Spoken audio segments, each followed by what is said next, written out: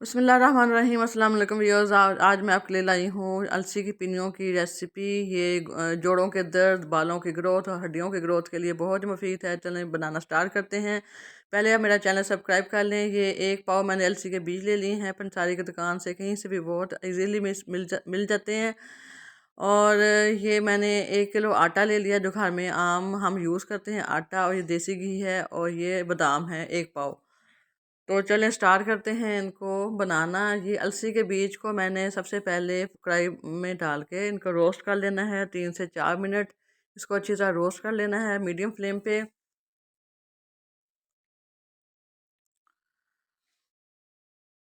ताकि इसका कच्चापन जो है ना वो दूर हो जाए। उसके बाद ये हम अच्छी तरह इसको रोस्ट करके तो हमने इसको कर लेना है ब्लेंडर में डाल के।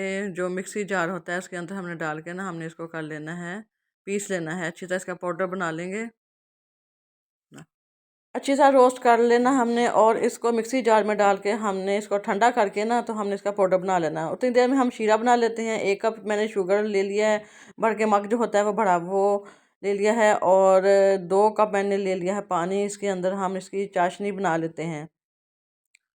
पानी चाशनी हमने अच्छी तरह एक तार वाली बना लेनी है, बहुत ज़्यादा भी आपने थिक नहीं करनी, बस एक तार की हो।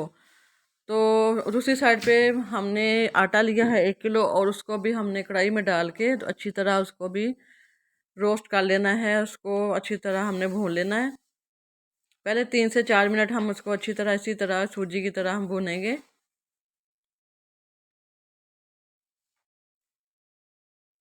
और फिर उसके बाद मैंने ये तकरीबन आधा पाव देसी घी लिया है। आप 1 कप ले लें, आधा पाव इतना ही होता है। तो इसको भी हम इसके अंदर डाल के तो अच्छी तरह हमने आटे को भून लेना है।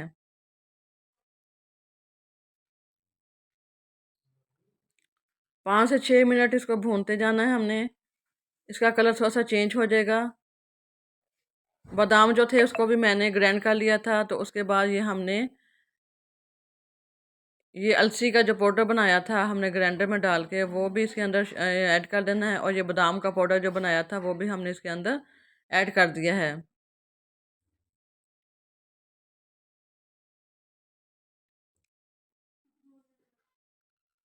इसी तरह ये अलसी का पाउडर भी डाल दिया इसके अंदर मैंने।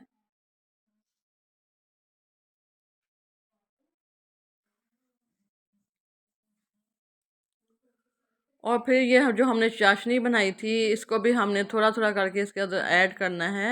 एकदम से आपने सारी चाशनी नहीं डाल देनी, और क्योंकि आटा जो है वो जल्दी से इसको सो कर लेगा।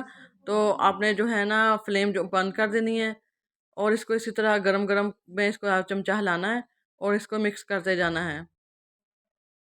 उसके बाद थोड़ी सी मेरे पास किशमिश पड़ी थी, वो भी इसके अंदर मैंने ऐड कर दी है। आप कोई भी नट्स इसके अंदर ऐड कर सकते हैं, पिस्ता वगैरह डाल सकते हैं, चारो मगज डाल सकते हैं। उसके बाद मैंने ठंडा किया है इसको, थोड़ा सा ठंडा करके इसके बाद मैंने इसके थोड़े छोटे छोटे लड्डू से बनाने शुरू कर दिए हैं। ये देखें छोटी छोटी पिनियाँ बन गई हैं। आप अपने साइज़ के, अपने जो इतना आप खा सकती हैं उसके साइज़ के मुताबिक आप इसके लड्डू बना लें। तो ये मैंने छोटे ही, ज़रा बड़े नहीं बनाए थे। उम्मीद करती हूँ कि आपको ये रेसिपी पसंद आई होगी। हमें पसंद आए तो लाजमी मेरा चैनल सब्सक्राइब करें, और कमेंट में बताएं कि आपको ये रेसिपी कैसी लगी है। अगली वीडियो के लिए मैं आपसे इजाज़त चाहती हूँ। अल्लाह हाफिज़।